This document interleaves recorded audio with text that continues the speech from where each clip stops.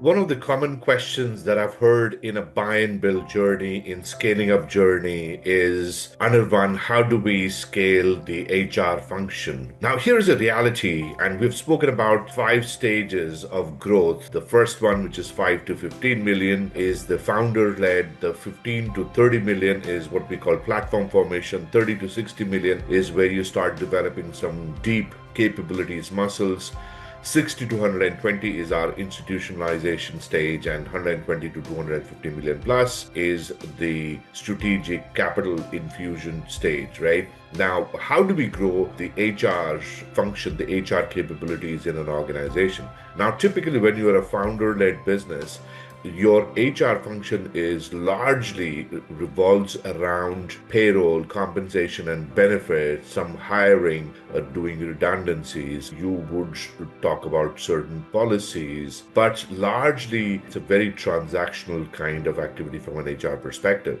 Now, when you move to stage two, this is where you start developing more compliance, regulatory, labor law aware kind of an HR function. So, this is where you would also start implementing some more of HR policies. This is a place where you actually start creating the foundations of an HR function. But the true HR function starts blossoming in the 30 to 60 million dollar range, which is roughly where we talk about the capabilities building. This is where we start looking at performance management as a regular occurrence. It's no longer just an episodic only for the senior leadership.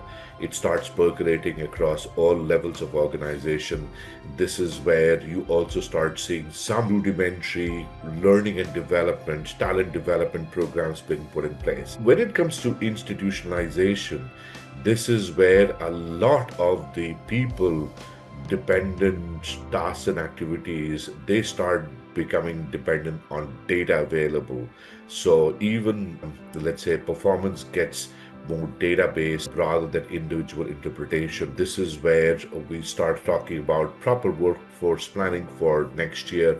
We talk about the increase in the number of individuals that needs to be employed.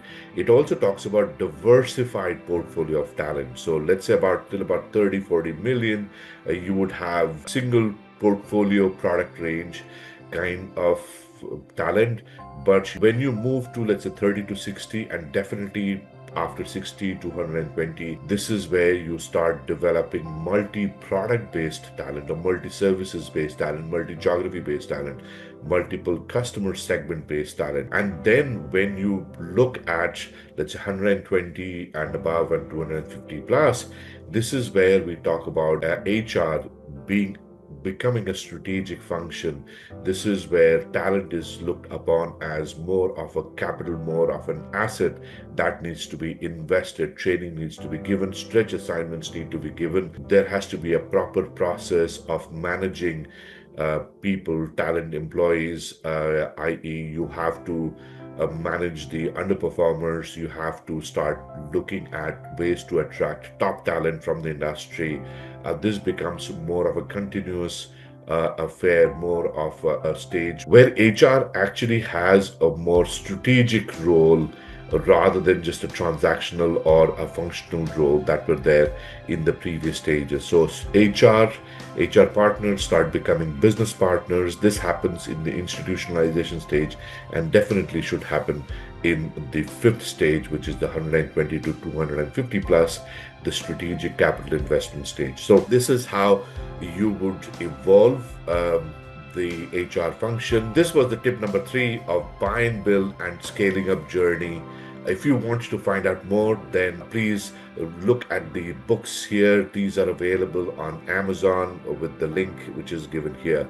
And if you like more of such content, then definitely send us your input. And if you like your content, then definitely follow us, like our content, share it with your friends and colleagues. And till next time, here is Anirvan saying bye bye.